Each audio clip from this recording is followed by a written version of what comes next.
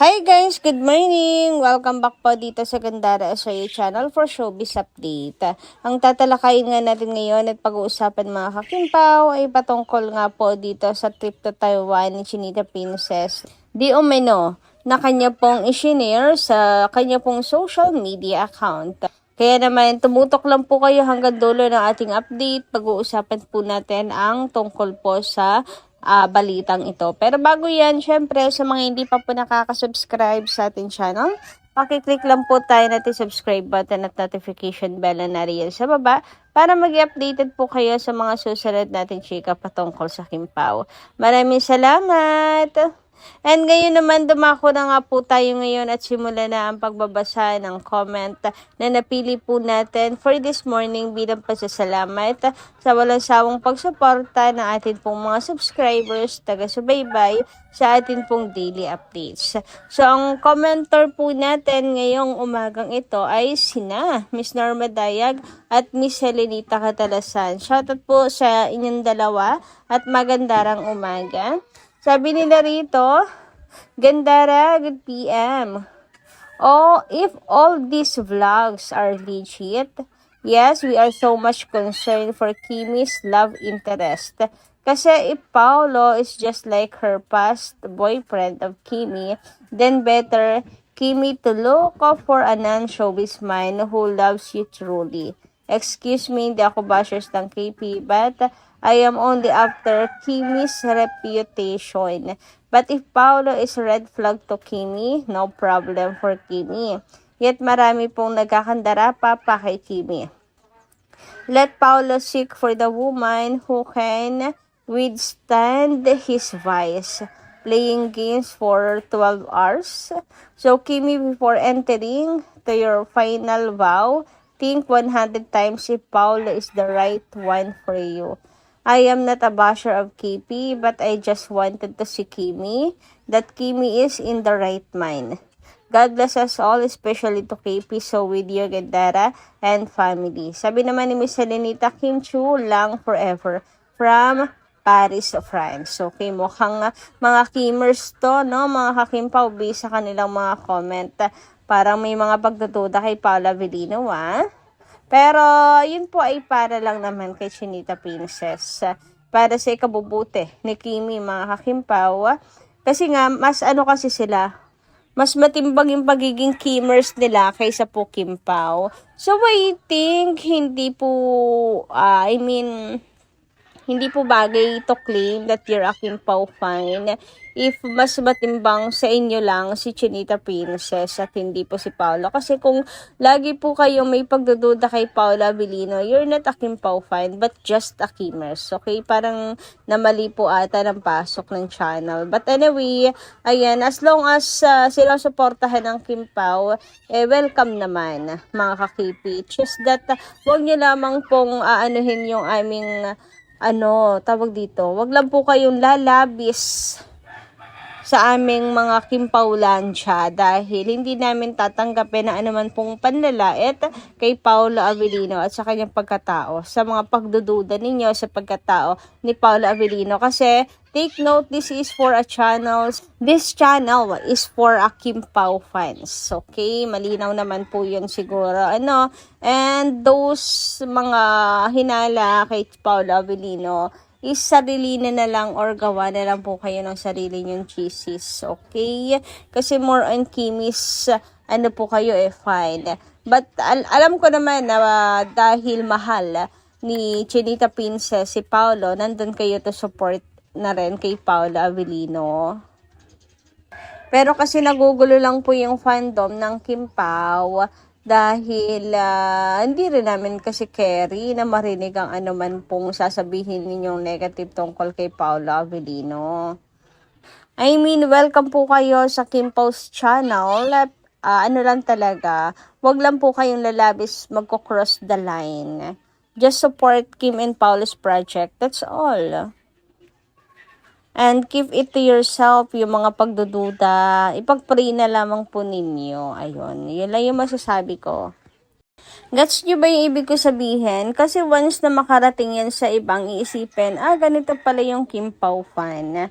So, don't drag us sa mga ganito. I know you're just Kimmers and not Kim Pao. Pero dahil kiniklaim nyo rin na kayo ay Kim Pao, so nadadrag din po pati kami sa bashing. Kasi iniisip nila, Kim Pao po yung sumisira kay Paolo Avellino, which is not naman. Samantala, dumako naman po tayo dito sa latest update ni Chinita Princess sa kanyang social media account. So, hindi po ito latest kaganapan niya, no?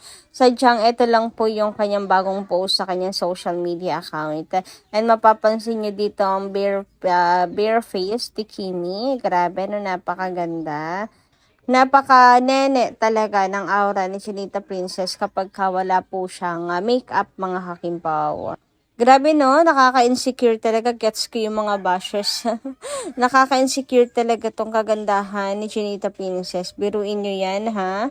Parang work up like this ka mga kakipi Kasi napaka-bagets, napaka-nene ng kanya pong itsura. Even without makeup. So hindi po kinakailangan ni Kim dumepende sa makeup.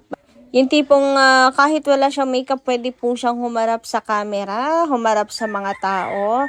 Dahil face card po ay talagang panlaban. Anyway, alam nyo ba ngayong umagang ito, ito po ang bumungad sa akin, mga hakimpaw. Ito nga pong update ni Kimi sa social media account niya kagabi kung saan sinoko pala ito ng ilang Kimpaw Lanchas.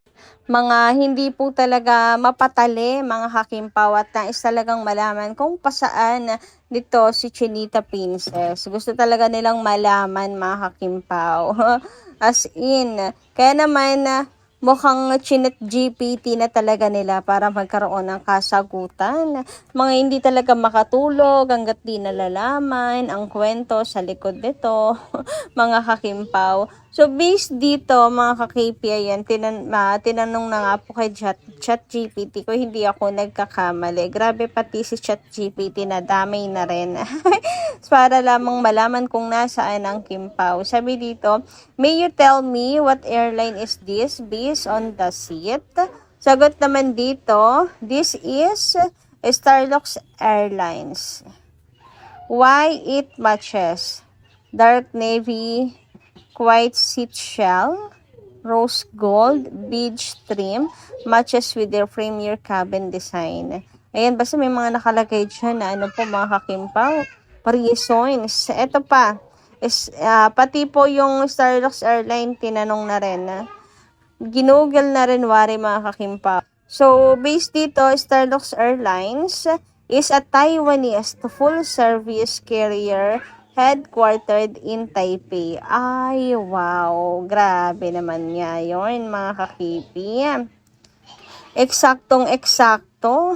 Nag-Taiwan po si Paolo Avellino. Meron nga po siyang pictures sa mga kasamahan po niya, mga kagrupo niya, di ba, mga kakimpaw, sa Taipei, Taiwan. So, doon nga po yung parang naging ni Paolo, latest trip ni Paolo.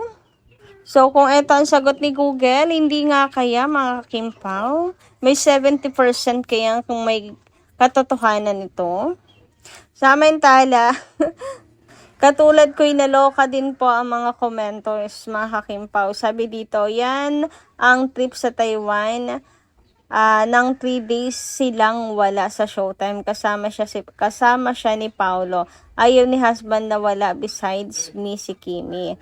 Believe talaga ako sa Kimpaw magsoko. Ang bilis, parang lahat may paraan. Abay, hindi talaga kasi natatahimik ang Kimpaw Lanchas, mga kakimpaw. So, sabi dito ni author, possible is slight confirmation to na magkasama nga sila sa Taiwan ni Paolo. Kung recently lang to, allow not kasabay ng business trip ni Paolo sa Taiwan ay absent din si Kimi sa It's Showtime ng mga araw na yon. Ay, wow. Grabe. So, unti-unti nagkakatugma-tugma nga naman mga kakimpaw. Kaya maari nga na slight confirmation po ito. Pero, ganun pa man, iba pa rin po yung mayroon pong confirmation mula kina Kim and Paolo. Yan sa saan pa, mga ilang araw pa or buwan mga hakimpaw, aamin din po si Kimi, and makikita po natin mas malapit pang clue mga kakimpaw na magkasama talaga silang dalawa. Anyway, eto naman po ang bagong post ni Showbiz Buzz, mga kakimpaw. This morning, ayan, meron po agad siyang paayuda. Paulo Booking na nagsasama sila ni Kimpaw. Sabi, usap-usapan ngayon ng mga Kimpaw fans ang balitang magkasamang namamalagi umano sina Kim Chiu and Paolo Avellino sa Forbes Park. Ayon sa mga lumabas na ulat, pansamantala raw na doon naninirahan ng dalawa habang isinasagawa ang renovation ng bahay ni Paolo. Bagamat hindi pa naglalabas ng opisyal na pahayag ang dalawa, marami ang kinikilig sa naturang balita. Mas lalong naging interesado ang kanilang mga tagahanga dahil matagal nang sinusubaybayan ang closeness at magandang samahan ni na Kim and Paolo, kapwa sa trabaho at sa kanilang personal na buhay. Ayon sa ulat, kasalukuyang inaayos at pinaparenovate ni Paolo ang kanyang sariling bahay. Kaya pansamantala muna silang nanunuluyan sa Forbes Park. Hindi naman ibinunyag ang iba pang detalye bilang paggalang sa kanilang privacy. Matatanda ang sunod-sunod na matagumpay ang proyektong pinagsamahan ng dalawa na lalong nagpatibay ng kanilang tambalan. Dahil dito hindi maiwasan ng kanilang supporters na maging masaya sa bawat balitang nauugnay sa kanila. Sa kabila ng mga usap-usapan, nananatiling pribado sina Kim and Paolo pagdating sa kanilang relasyon. Patuloy nilang pinipiling ituon ang pansin sa kanilang trabaho at sa mga proyektong kanilang ginagawa. Samantala, patuloy na umaasa ang mga tagahanga na balang araw ay maging bukas ang dalawa sa pagbabahagi ng ilang detalye tungkol sa kanilang personal na buhay.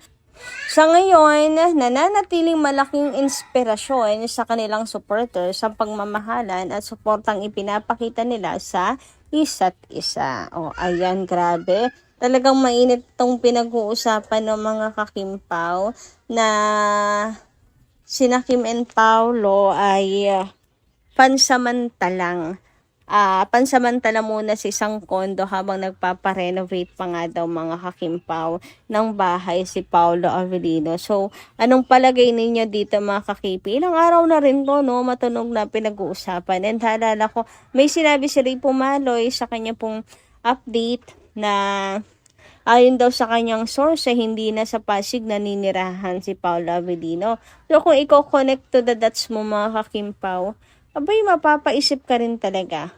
What's the real score between Paolo and Kim? I mean, hindi sa kanilang relasyon, ha? Sa level ng relationship. Nandun na nga ba sila sa puntong nagsasama? Kasi ako, alam niyo naman, hindi ako naniniwala dyan. Kasi gusto ni Kimi kasal muna bago live-in. Yung iba naman katwiran, nagbabago na ang desisyon at pananaw ng isang tao habang tumatagal. Meron pa nga pong nagsasabi na iisa na lang daw po ang sumusundong sasakyan sa Kimpaw sa kanilang dalawa. Tapos, you always beside me nga ang dalawang to at hindi po mapaghiwalay na. So, what if? Ayan. So, palagay niyo mga kakimpaw. Anyway, hanggang dito lang muna ang aking update. Maraming salamat po sa inyong pakikinig at kita-kits po muli sa mga susunod natin chika. Maraming salamat.